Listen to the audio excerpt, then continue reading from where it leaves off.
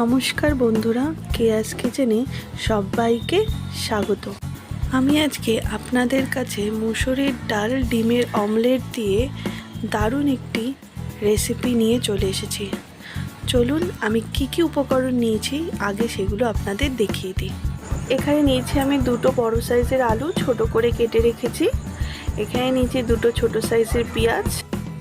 এখানে নিয়েছি আমি একটা গোটা টমেটো কেটে রেখেছি। এখানে আমি স্বাদ মতো লঙ্কা নিয়েছি। এখানে নিয়েছি আমি 7 কোয়ার মতো রসুন। এখানে অল্প আদা আর ফোড়ন দেওয়ার জন্য নিয়েছি আমি তেজপাতা, একটা গোটা শুকনো লঙ্কা আর 5 ফোড়ন।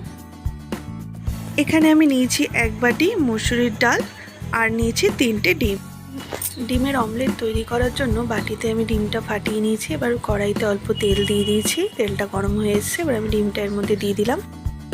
এর মধ্যে অল্প নুন আর গোলমরিচের গুঁড়ো ছড়িয়ে দিলাম।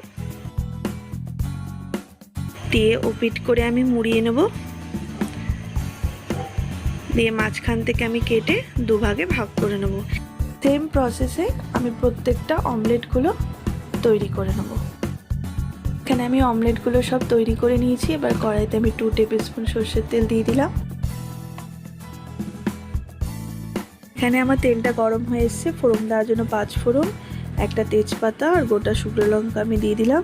এবার আলুগুলো দিয়ে আমি আলুগুলো হালকা ফ্রাই করে নেব। এখানে আমি সব আলুগুলো দিয়ে দিয়েছি। প্রথমে আমি আলুগুলোকে একটু হালকা করে ভেজে নেব। এবার আমি এর মধ্যে 1 চামচ হলুদগুলো সরিয়ে দিয়ে একটা গোটা টমেটোর মধ্যে ঢেলে দিলাম। দিয়ে একটু নাড়াচাড়া করে নিচ্ছি। এবার আলুটা একটু সিদ্ধ করার জন্য আমি কিছুক্ষণের জন্য ঢেকে রেখে দেবো। কিছুক্ষণ পর ঢাকনাটা খুলে দেখছি আমার টমেটোগুলো একদম গলে গেছে। আলুটা হালকা হালকা সিদ্ধ হয়ে এসছে। এর মধ্যে আমি মশলার পেস্টটা ঢেলে দিলাম। আমি এখানে পেঁয়াজ, আদা, রসুন, লঙ্কা একসাথে মিক্সিতে পেস্ট করে নিয়েছি। এখানে আলুর সাথে মশলাটা আমি একটু প্রথমে ভালো করে কষিয়ে নেব, যাতে কাঁচা মশলার গন্ধটা না থাকে। মশলা ভালো করে কষানো হলে রান্নার স্বাদও খুব ভালো আসে। এখানে আমার মশলাটা ভালোভাবে কষে গেছে। এবার আমি এর মধ্যে 1 চামচ হলুদ গুঁড়ো, 1.5 চামচের মতো জিরে গুঁড়ো, 1 চামচ ধনে গুঁড়ো আর স্বাদ মতো নুন ছড়িয়ে দিলাম। দিয়ে আলুর সাথে মশলাগুলো একটু মিশিয়ে নেব। এখানে আমি অল্প সামান্য জল দিয়ে একটু মশলাটা নাড়াচাড়া করে নিয়েছি। এবার আমি এর মধ্যে ভিজিয়ে রাখা মুসুরির ডালগুলো দিয়ে দিলাম। এখানে আমি মুসুরির ডালটাকে সিদ্ধ করে দেব না। এখানে আমি মুসুরির ডালটাকে আলু আর মশলার সাথে কষিয়ে নিয়ে 1 বাটি জল ঢেলে দিয়ে ডালটাকে সিদ্ধ করে নেব। একঘেয়ে মুখের স্বাদ বদলাতে মুসুরির ডালের দারুণ একটি রেসিপি। আপনারা বাড়িতে সেম প্রসেসে অবশ্যই তৈরি করে দেখবেন। কেমন হয়েছে আমাকে কমেন্ট করে অবশ্যই জানাবেন।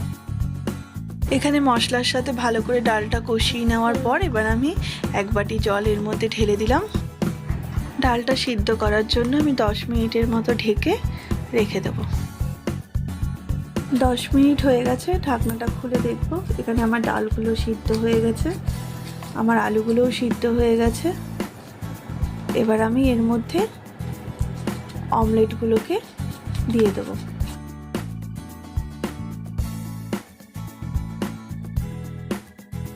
এখানে আমি প্রত্যেকটা অমলেট সুন্দর করে দিয়ে দিয়েছি।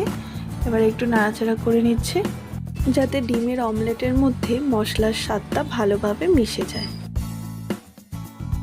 এর মধ্যে 1 চামচ আমুল বাটার দিয়ে দিলাম আর অল্প গোটা গরম মশলা গুঁড়ো করে ছড়িয়ে দিলাম।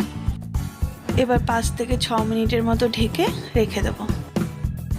এখানে আমার মুসুর ডাল অমলেট কারি তৈরি হয়ে গেছে। গরম গরম ভাত কিংবা রুটি পরোটার সাথে দারুণ একটি রেসিপি। আমার রেসিপি যদি আপনাদের ভালো লেগে থাকে তাহলে অবশ্যই আমার চ্যানেলকে সাবস্ক্রাইব করে দেবেন, লাইক করে দেবেন এবং শেয়ার করে দেওয়ার অনুরোধ রইল।